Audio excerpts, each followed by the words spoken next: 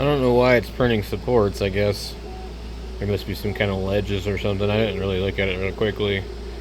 I didn't look at it closely.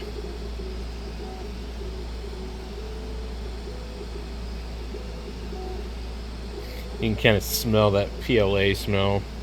PLA's got this funny ass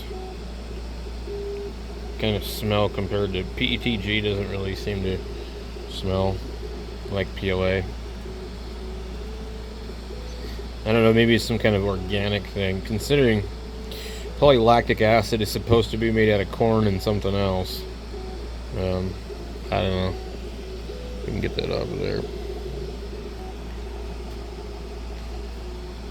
But anyway, we're printing the middle section of the Heltec v3.1, and it's for a battery, but I don't know if it's going to be big enough for the battery that I want.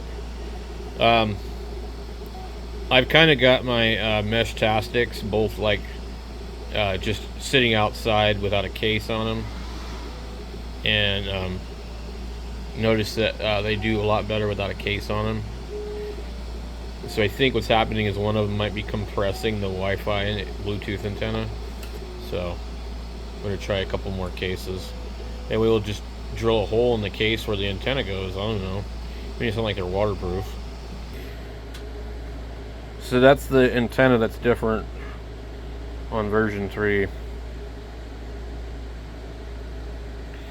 And I think honestly it probably stuck out further, but it got forced into a case like this, and it became a problem. These cases aren't bad, but I think we needed to probably drill a hole in them. Alright, so I took a marker and marked it. Alright, I tried to use a very exact size, but I ended up having to go a little bit bigger. So I don't know if that will solve the problem or not, but it's worth a try.